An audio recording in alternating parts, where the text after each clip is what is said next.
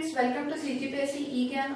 आज मैं आपको छत्तीसगढ़ का सबसे महत्वपूर्ण टॉपिक में से एक कृषि संसाधन, उसके अंतर्गत पशुपालन और मत्स्य में किस प्रकार से छत्तीसगढ़ ने प्रगति की है उसके बारे में बताऊंगी। छत्तीसगढ़ का जो मध्य का हिस्सा है, जिसे छत्तीसगढ़ का मैदान कहा जाता है, महानदी जो बेसिन है, उस क्षेत्र में कड़पा जल समूह की अधिकता है और चूने की मात्रा पाई जाती है और यहाँ इसी क्षेत्र पर धान की खेती सर्वाधिक रूप से की जाती है। इस क्षेत्र का जो शेप है एक डलिये के समान है, इसलिए छत्तीसगढ़ को धान का कटोरा कहा जाता है जो इसी क्षेत्र को कवर करता है। ठीक है, छत्तीसगढ़ सरकार ने छत्तीसगढ़ के निर्माण के बाद कृषि के क्षेत्र में अनेक प्रगति की, अनेक योजनाओं का संचालन किया है, अनेक पुरस्कार प्राप्त किए, कृषि से संबंधित अनेक शोधन अनुसंधानों की स्थापना की, अनेक विद्यालयों की स्थापना की और इसी तरीके से स्थापना करते जा रही है और अनेक पुरस्कारों को प्राप्त किया है। ठीक है, तो हम सबसे पहले छत्तीसगढ़ में कुल कितना क्षेत्रफल है जो कृषि करने योग्य है और उसमें कितना निरा फसल का क्षेत्र है, कितना दुफसली का क्षेत्र है, वो देखेंगे।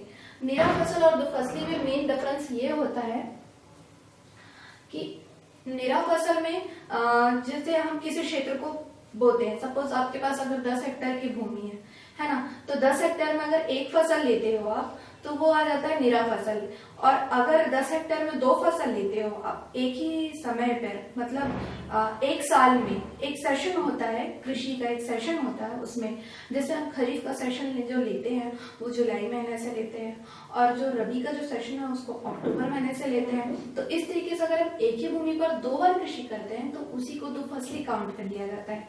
ठीक है, तो ये डाउट आता है मन में, तो ये मैंने क्लियर कर दिया। अभी वर्तमान में राज्य में कुल बोए गए क्षेत्र 2015-16 की स्थिति में 57.20 लाख हेक्टेयर भूमि थी। अब देखो, हेक्टेयर जो रहता है उसमें करीब 2.5 एकड़ जमीन होता है और 1 एकड़ में 100 डिसमिल एरिया होता है। ठीक है, 100 डिसमिल हुआ। अब 1 डिसमिल में करीब 430 स्क्वायर फीट जमीन होता है। ठीक है, मतलब 1 एकड़ में 44,000 या 43,000 पॉइंट में कुछ होता है, उसको 40,000 स्क्वायर फीट जमीन कहा जाता है। ठीक है, तो शुद्ध निरा बोया का जो क्षेत्र है वो छत्तीसगढ़ में 48.81 लाख हेक्टेयर है। ठीक है, और तो फसली का जो क्षेत्र है वो 10.47 लाख हेक्टेयर है। इसी तरीके से उद्यानिकी का अगर क्षेत्र देखते हैं तो 7.70 लाख हेक्टेयर है।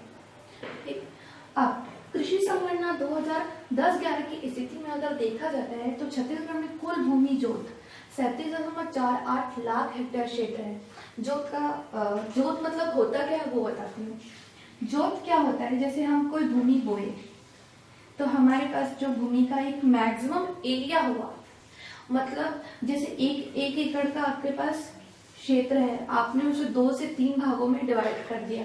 ठीक है, तो ये एक जोत का आकार हो गया, ये एक जोत का आकार हो गया, ये एक जोत का आकार हो गया। तो इस तरीके से जो भूमि है, कृषि भूमि होती है, वो है 37.48 लाख हेक्टेयर।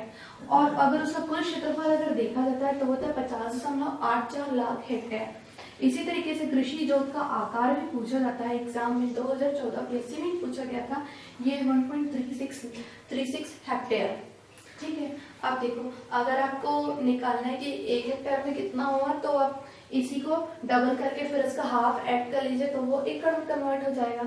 ठीक, अब देखते हैं अगर कृषि संबंधी कुछ आंकड़े एग्जाम में पूछे जाते हैं तो 2014-15 की स्थिति में कुल खरीफ फसल जो था वो था 46.04 लाख हेक्टेयर। उसी तरीके से कुल रबी की फसल 11.23 लाख हेक्टेयर था। ठीक है, अब छत्तीसगढ़ में अगर कृषि की प्रधानता को देखेंगे तो यहाँ की कुल जनसंख्या का जो 76% है वो लघु और सीमांत कृषक है। ठीक है, ये क्वेश्चन भी 2014 पीएससी में पूछा गया था कि छत्तीसगढ़ की कितनी प्रतिशत जो जनसंख्या है वो लघु और सीमांत कृषक की श्रेणी में आता है, तो 76% जनसंख्या है वो लघु और सीमांत कृषक की श्रेणी में आता है। छत्तीसगढ़ सरकार को 3 बार लगातार कृषि कर्मण पुरस्कार प्राप्त हुआ। 2015-16 में चना के उत्पादन के लिए कृषि कर्मण पुरस्कार प्राप्त हुआ। इस तरीके से 4 कृषि कर्मण पुरस्कार प्राप्त हुआ। 2015 में छत्तीसगढ़ को कृषि के लिए ही लीडरशिप अवार्ड से नवाजा गया। ठीक है, और छत्तीसगढ़ सरकार ने सन 2012 से 13 का बीच था, इसी बीच में छत्तीसगढ़ सरकार ने पृथक कृषि बजट प्रस्तुत किया। पृथक कृषि बजट प्रस्तुत करने वाला यह छत्तीसगढ़ राज्य जो है वो भारत में प्रथम राज्य है जिसने अपना एक पृथक कृषि बजट प्रस्तुत किया। इसी तरीके से छत्तीसगढ़ सरकार ने युवा बजट भी प्रस्तुत किया था। जलवायु के आधार पर छत्तीसगढ़ को 3 भागों में बांटा गया है। कृषि की जहाँ पर बहुतायता है, जहाँ पर कृषि का ज्यादा प्रोडक्शन किया जा रहा है, धान का प्रोडक्शन किया जा रहा है, खरीफ फसलें रबी फसल दोनों बहुतायत रूप में पाई जाती है। कृषि के जो क्षेत्र का विभाजन जो है वो जलवायु के आधार पर किया गया है, क्योंकि जिस जगह की जलवायु जिस फसल के अनुसार उपयुक्त है वहां पर उसी फसल की खेती की जाती है। तो देखते हैं छत्तीसगढ़ का जो कृषि जलवायु के आधार पर कृषि क्षेत्र को 3 भागों में बांटा गया है। ठीक है, इसको 3 भागों में बांटा गया है।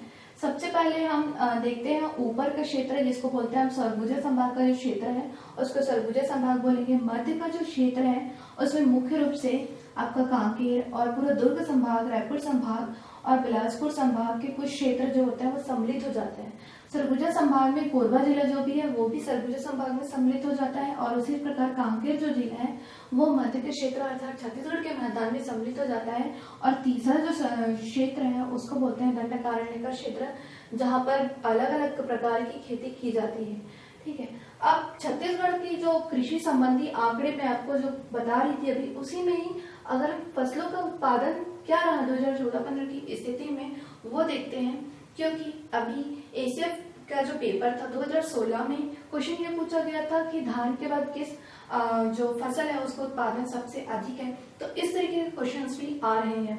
ठीक है, तो देखो धान का जो उत्पादन रहा 2014-15 की स्थिति में 1000 मीट्रिक टन की यूनिट पे अगर देखते हैं तो वो रहा 7978, मक्के का 235.1, गेहूं का 153। इस प्रकार से सभी जो प्रमुख फसलें थी उसको मैंने लिख दिया है।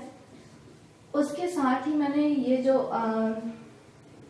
मतलब अरहर वाला जो अरहर या दलहन बोला जाता है, दलहनी फसलें जो है वो उसको भी मैंने लिख दिया है।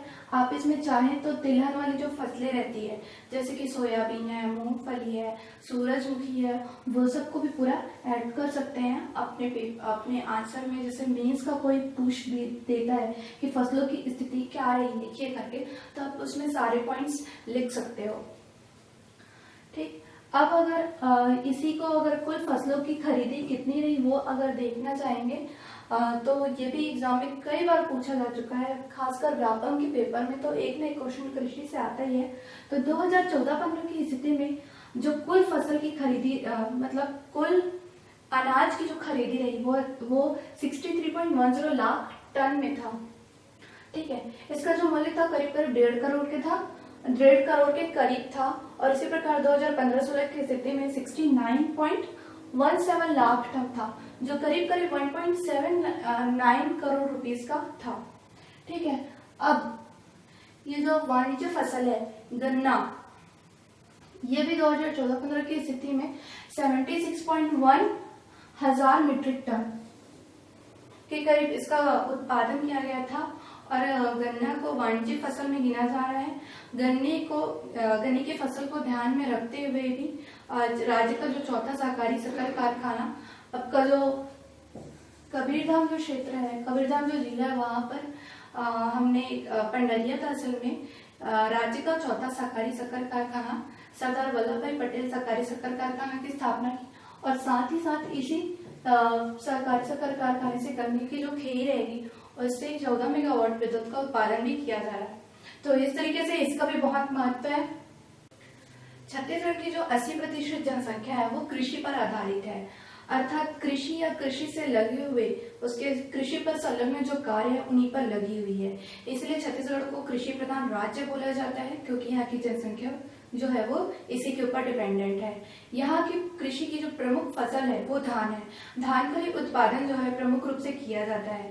फिर भी धान के उत्पादन में अन्य राज्यों की तुलना में छत्तीसगढ़ पिछड़ा हुआ है, क्योंकि मध्य के क्षेत्र में ही ये जो आपका छत्तीसगढ़ का जो मैदान का क्षेत्र है इसी क्षेत्र में बहुतायत रूप में कृषि की जाती है।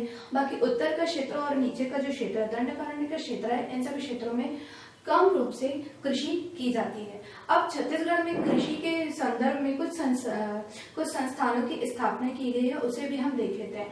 जैसे कि छत्तीसगढ़ में 1987 में इंदिरा गांधी कृषि विश्वविद्यालय की स्थापना की थी। यह कृषि से संबंधित एकमात्र विश्वविद्यालय है छत्तीसगढ़ का।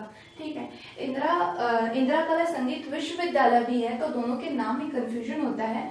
कई बार एग्जाम में पूछा गया है कि इंदिरा कला संगीत विश्वविद्यालय जो है वो किसके नाम पर रखा गया है, तो वो इंदिरा गांधी के नाम पर नहीं रखा गया है। राजनांदगांव में यह इंदिरा कला संगीत विश्वविद्यालय है। यहाँ पर शासन करने वाले राजा जो महेंद्र बहादुर थे, उन्होंने अपनी संगीत प्रिय पुत्री इंदिरा के नाम पर रखा गया था। तो दोनों में कई बार कंफ्यूजन होता है, इसलिए मैंने इस चीज को आपको बताया है। ठीक है, साथ ही छत्तीसगढ़ में चावल अनुसंधान केंद्र की स्थापना की गई थी 1903 में, जिसका मुख्यालय जो है वो रायपुर में स्थित है। इसी प्रकार प्रादेशिक कृषि अनुसंधान संस्थान की भी स्थापना की गई है, जिसका मुख्यालय जो है वो मुख्य रूप से ये आपका रायपुर और जगदलपुर दो क्षेत्रों पर है। छत्तीसगढ़ में उत्तर की जो क्षेत्र है वहां पर चाय की खेती और आलू की खेती, टमाटर की खेती ज्यादा मात्रा में की जाती है। तो टमाटर की जो खेती की अधिकता की वजह से जो लोडेंग नामक स्थान है जो जशपुर में स्थित है, मार्क कर देते हैं इसको टमाटर राजधानी कहा जाता है। ठीक है, कृषि को बढ़ावा देने के लिए सन 2016 में जोरागांव में जनवरी के महीने में राष्ट्रीय स्तर पर कृषि मेले का आयोजन किया गया था और विभिन्न कृषि से संबंधित जो पौधे थे, हाइब्रिड पौधे थे, हाइब्रिड बीज थे, उन सभी की प्रदर्शनी लगाई गई और एक कंपेयर करके देखा गया और कृषि के आंकड़े प्रस्तुत किए गए। ठीक है, अब इसी को ध्यान में रखते हुए राज्य का प्रथम कृषि सहकारिता संस्थान की स्थापना की जा रही है। यह प्रपोज्ड है, यह बोल सकती हूँ मैं। तो ये दुर्ग का जो अछौरी ग्राम है वहां पर स्थापित करने का प्रयास किया जा रहा है। ठीक है, तो ये चीज भी बहुत ज्यादा इम्पोर्टेंट है पेपर के पॉइंट ऑफ व्यू से। इसके अलावा छत्तीसगढ़ में प्रादेशिक कृषि अनुसंधान तो मैंने बता दिया है, जोरागांव भी बता दिया। अच्छा, पंडरिया जो स्थान है वहां पर सरदार वल्लभ भाई पटेल संस्थान की स्थापना की, ये भी मैंने बता दिया। अब देखो, छत्तीसगढ़ में कृषि का जो कृषि कर्मण पुरस्कार जो है वो 3 बार प्राप्त हुआ। चना में सर्वाधिक उत्पादन के लिए भी कृषि कर्मण पुरस्कार प्राप्त हुआ, लीडरशिप अवार्ड प्राप्त हुआ। तो इससे ये समझ में आता है कि कृषि जो है वो बहुत ज्यादा महत्वपूर्ण है। साथ ही साथ 2012-13 में पृथक कृषि बजट भी प्रस्तुत किया गया। ठीक है, अब थोड़ा सा हम देख लेते हैं कि अभी 2015-16 की स्थिति में बजट में कृषि से रिलेटेड जो क्षेत्र है उसमें क्या क्या चीजें इंक्लूड की गई है और क्या क्या चीजें और नहीं लाई जा रही है। कृषि बजट 2015-16 की स्थिति में बजट का जो आकार था कृषि को लेकर के 10,676 करोड़ रुपए का था और उसका विकास दर तो जो था वो 5.8% आंकड़ा हमें मिला। ठीक है, छत्तीसगढ़ जो है वो एक जलवायु प्रधान राज्य है और यहाँ की जो कृषि है वो मानसून के ऊपर पूरी रूप से डिपेंडेंट है। अभी तक छत्तीसगढ़ में सिर्फ 34% क्षेत्र पर ही सिंचाई की सुविधा लाई जा सकी है, या सिंचित क्षेत्र जो है वो मुख्य रूप से 34% ही है, या 19 लाख हेक्टेयर का जो क्षेत्र है छत्तीसगढ़ का वो वहां पर सिंचाई उपलब्ध है। छत्तीसगढ़ सरकार के द्वारा धान के प्रोडक्शन को बढ़ावा देने के लिए चावल उत्सव की शुरुआत की गई 2008 से। यह भी कई बार व्यापक और पीएससी में पूछा जा चुका है। ठीक है, इसी प्रकार कृषि को और बढ़ावा देने के लिए अनेक पुरस्कारों की भी स्थापना की गई, जैसे कि डॉक्टर खूबचंद बघेल कृषि पुरस्कार की स्थापना की गई, जिसमें वर्ष 2016 में अभी हाल ही में राज्य की स्थापना दिवस 1 नवंबर सन 2016 को लक्ष्मी पटेल खूबचंद बघेल पुरस्कार प्रदान किया गया। उसके अलावा जो चना का जो उत्पादन हुआ उसमें चौथा कृषि कर्मण पुरस्कार जो प्राप्त हुआ है उसमें 6.55 लाख टन जो है वो छत्तीसगढ़ में चने का उत्पादन किया गया है। ये जो चने का उत्पादन था जो 2014-15 का जो सेशन था उसी सेशन के बीच में किया गया और इससे करीब करीब छत्तीसगढ़ को 2 करोड़ रुपए की राशि प्राप्त हुई है। ठीक है, छत्तीसगढ़ सरकार के द्वारा जैविक खेती को भी बढ़ावा दिया जा रहा है। इसी को ध्यान में रखते हुए जो दंतेवाड़ा जो जिला है, बस्तर संभाग में जो दंतेवाड़ा जिला है, वहाँ पर जैविक खेती संस्थान की स्थापना की जा रही है और जैविक खेती को बढ़ावा दिया जा रहा है। उसी के साथ साथ ही जैविक फसल का उत्पादन किया गया। धान की एक फसल है जिसका नाम है आदिम। ठीक है, इसको चिन्हांकित किया गया और इसका प्रोडक्शन को बढ़ावा दिया जा रहा है। तो यह भी प्रश्न में कई बार पूछा जा चुका है कि आदिम क्या है, आदिम किससे संबंधित है, इस तरीके से क्वेश्चंस आते हैं। ठीक है, 2016 की स्थिति में सर्वश्रेष्ठ कृषि विज्ञान केंद्र का जो पुरस्कार है वो दंतेवाड़ा कृषि विज्ञान केंद्र को प्राप्त हुआ है। उसी के साथ ही अटल राष्ट्रीय कृषि विज्ञान केंद्र का जो पुरस्कार है वो कांकेर जिले के कृषि विज्ञान केंद्र है उसको प्राप्त हुआ था। ठीक है, देखो मैंने ये बताया कि छत्तीसगढ़ जो है कृषि प्रधान राज्य है और छत्तीसगढ़ का जो कृषि है वो मुख्य रूप से जलवायु के ऊपर डिपेंडेंट है। अर्थात जब वर्षा बहुत अच्छी होती है तो धान का उत्पादन भी बहुत अच्छा होता है, मतलब खरीफ और रबी दोनों फसलें बहुत अच्छे से प्राप्त होती है। लेकिन जैसे ही वर्षा का जो प्रतिशत है कम होता है तो यहाँ पर सूखे की स्थिति बन जाती है। ठीक है, तो इसी को ध्यान में रखते हुए 2015-16 में सूखे की स्थिति आ गई थी। तो वो भी मैं आपको बताना चाहूंगी जो पेपर के पॉइंट ऑफ व्यू से बहुत ज्यादा इम्पोर्टेंट है। ठीक है, सूखे पर स्पेशली आपको जो मेंस का जो एग्जाम है उसमें ए से लिखने के लिए भी आ सकता है। तो इसी वजह से सूखा जो है वो अभी प्रेजेंट में पेपर के पॉइंट ऑफ व्यू से इम्पोर्टेंट है। इसी वर्ष 2016-17 का जो सेशन है उसमें भी सूखे की स्थिति कई कई स्थानों पर बनी है, जिसको हम आगे के आगे जब भी आपके नया जो डेटा आएगा उसमें अपडेट करते चलेंगे जो अभी आया नहीं है। ठीक है, तो देखो छत्तीसगढ़ में 2015-16 में कुल 25 जिले चिन्हांकित किए गए जहाँ पर सूखे की स्थिति थी और उन 25 जिलों में से 117 तहसील 117 जो थे वो सूखा घोषित हुए।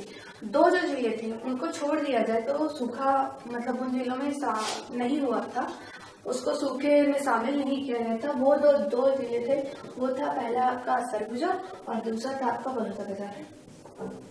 ठीक है, सूखे की स्थिति को देखते हुए छत्तीसगढ़ सरकार ने अनेक प्रयास किए, जैसे कि पहले प्रारंभ में 7500 यूनिट जो बिजली थी वो दिया जाता था फ्री में। सूखे की स्थिति आई तो उन क्षेत्रों में फिर से 1500 यूनिट जो है वो फ्री में दिया गया है ना, जिसके साथ ही 9000 यूनिट प्रत्येक किसान को बिजली फ्री में दी गई। ठीक है, मनरेगा के तहत कार्य करने वाला जो दिवस था उसको भी बढ़ा दिया गया। केंद्र सरकार के द्वारा 100 दिन दिया जाता था, पहले छत्तीसगढ़ सरकार ने उसको 150 दिन किया। सूखे की स्थिति आ गई तो उसको 200 दिन कर दिया, उसको 200 दिन में बढ़ा दिया गया। तो ये एक बहुत अच्छा प्रयास था। ठीक है, उसके अलावा देखो फसलें 2 टाइप की होती है ना, सिंचित और असिंचित। सिंचित फसल और असिंचित फसल। सिंचित फसल में क्या होता है कि आप सिंचाई के लिए आप एक्स्ट्रा एफर्ट लगाते हो, अर्थात सिंचाई के लिए हम वर्षा के जल का उपयोग नहीं करते हैं। हम मुख्य रूप से जैसे नहरें हैं या नलकूप है या तालाब है या कुआं है उन सभी से हम सिंचाई करते हैं। ठीक है, और असिंचित में क्या होता है, हम वर्षा के जल का उपयोग करते हैं। ठीक है, तो इसी को ध्यान में रखते हुए मतलब सिंचित फसल और असिंचित फसल दोनों के लिए जो मुआवजे की राशि थी वो अलग अलग थी। सिंचित फसल के लिए जो मुआवजे की राशि थी वो 13,500 रुपए थी और असिंचित फसल के लिए 6800 रुपए थी। ठीक है, इसके अलावा छत्तीसगढ़ सरकार ने सूखा घोषित जो तहसील थे वहां पर उन्होंने 1 क्विंटल प्रत्येक किसान को 1 क्विंटल निःशुल्क बीज का वितरण किया। ठीक है, उसके अलावा उन क्षेत्रों में उन्होंने लगान की राशि माफ कर दी, सिंचाई कर का भी उन्होंने माफ कर दिया। इसके अलावा एक योजना है, उस योजना का नाम है मुख्यमंत्री कन्या विवाह योजना।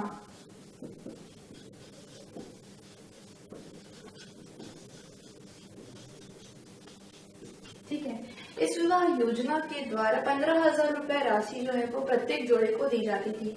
इसको भी बढ़ा करके 30,000 रुपए कर दिया गया।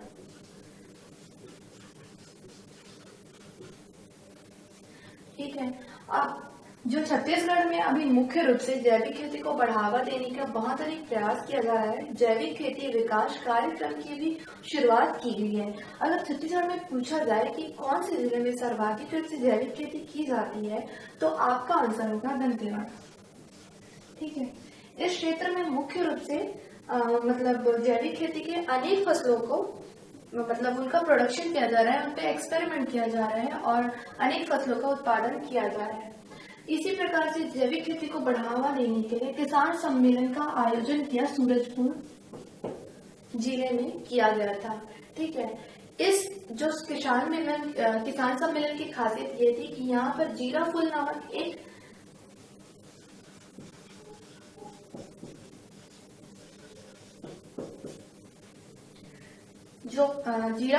एक मतलब धान की प्रजाति थी, जिसके लिए आशाबाई तिर्की को सम्मानित किया गया था। ठीक है,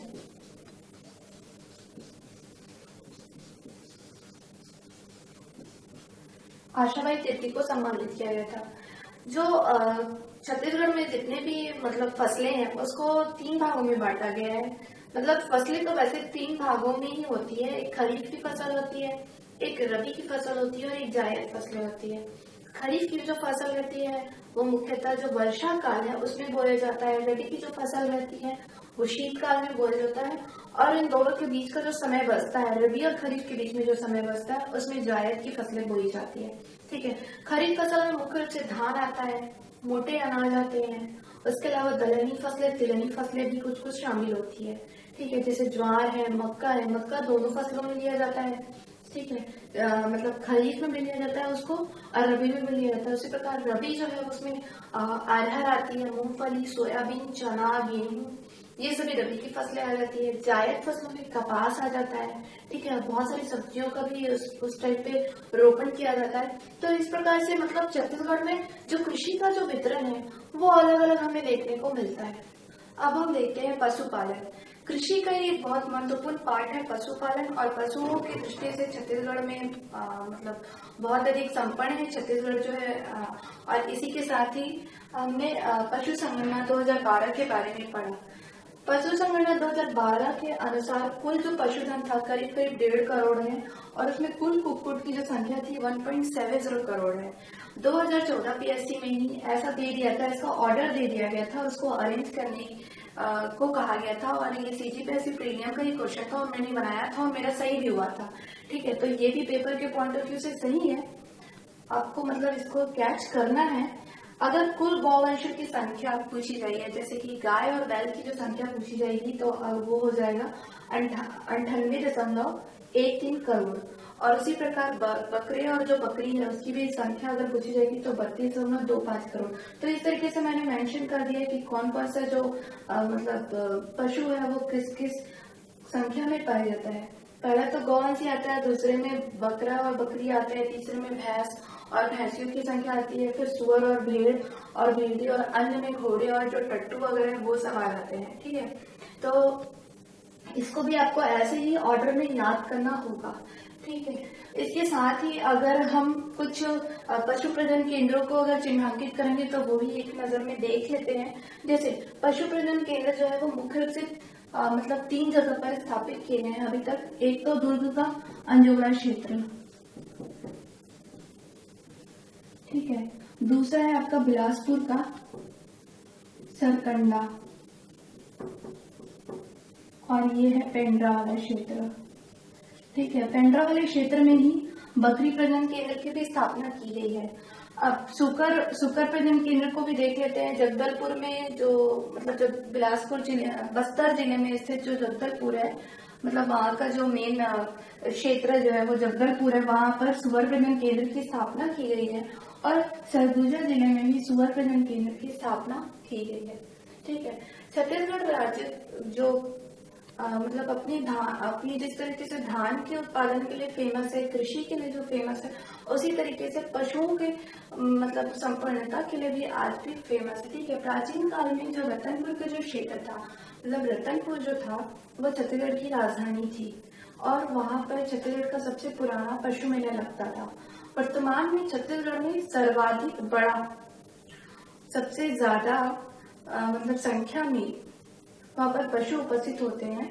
सबसे बड़ा जो पशु मेला है वो रायपुर के जो भैंसथान वाला जो क्षेत्र है, या उसको भैंसथान का नाम दिया गया है, वहां पर लगता है। ठीक है, तो ये भी पूछा जा सकता है। उसके अलावा राज्य में पशुधन एवं कुक्कुट विकास निगम की स्थापना जो है वो 1982 में की गई थी, जब छत्तीसगढ़ और मध्य प्रदेश दोनों संयुक्त रूप से थे। ठीक है, और इसी के साथ ही छत्तीसगढ़ में राज्य पशुधन विकास अधिकरण की स्थापना की गई थी जून 2001 में। और पशुओं के विकास को बढ़ावा देने के लिए गौ सेवा आयोग की भी स्थापना की गई थी। अभी वर्तमान में 2016 की स्थिति में इसके जो अध्यक्ष हैं वो विशेषा पटेल जी हैं। ठीक है, दुग्ध प्रौद्योगिकी महाविद्यालय की भी स्थापना की गई है। ये जो महाविद्यालय है वो आपका जो रायपुर से महासमुंद जो रोड है वहां पर स्थापित किया गया है। उसके अलावा पशु चिकित्सा महाविद्यालय की भी स्थापना की गई है, जो अल्मोड़ा दुर्ग में स्थित है।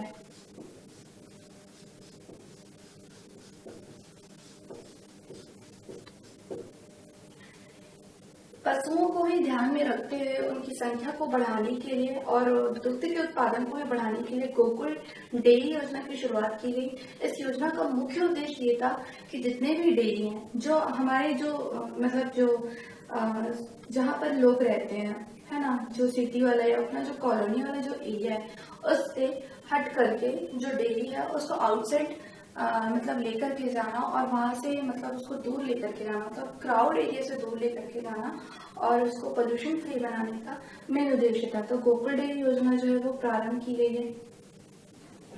पशुओं के जीवन को बचाने के लिए, उनकी रक्षा करने के लिए और अवैध तरीके से उनका जो वध कर दिया जाता है उसी को रोकने के लिए हमने गौ सेवा आयोग की स्थापना की है।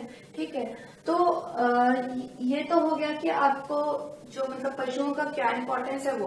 अब इन पर कुछ कुछ शोध संस्थानों की भी स्थापना की गई, जैसे कामधेनु गौधाम एवं शोध संस्थान की स्थापना की जा रही है।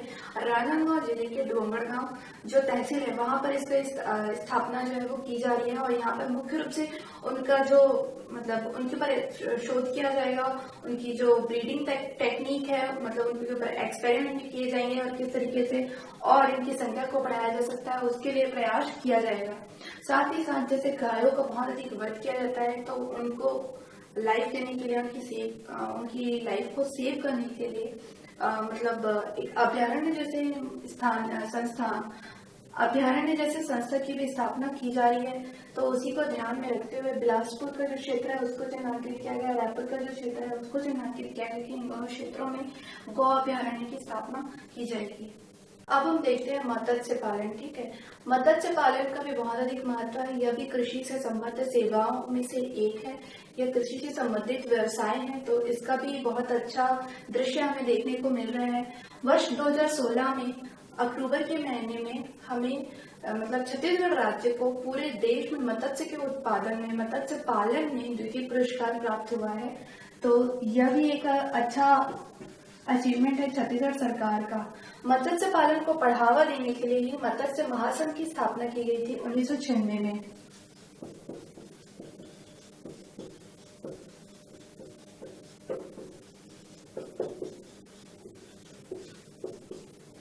और इसी को ध्यान में रखते हुए मत्स्य अनुसंधान केंद्र की भी स्थापना की गई है, जिसका मुख्यालय है रायपुर। मत्स्य पालन को बढ़ावा देने के लिए और लोगों को आकर्षित करने के लिए पुरस्कार की भी घोषणा की गई है, जिसे कहा जाता है बिलासाबाई केवटिन मत्स्य पालन के क्षेत्र में दिया जाता है इस पुरस्कार को। और वर्ष 2015 में मुस्ताक खान को बिलासाबाई केवटिन पुरस्कार से पुरस्कृत किया गया था। उसी प्रकार 2016 में सोमेंद्र कुमार बघेल जी को अभी हाल ही में राज्य की स्थापना दिवस में मतलब बिलासाबाई केवटिन पुरस्कार से सम्मानित किया गया है। ठीक है, तो इस तरीके से मत्स्य भी एक कृषि का क्षेत्र है और ऐसे भी क्वेश्चंस पूछे जा चुके हैं और पूछे जा भी सकते हैं, क्योंकि जो अभी द्वितीय पुरस्कार है वो छत्तीसगढ़ राज्य के लिए बहुत बड़ा अचीवमेंट था।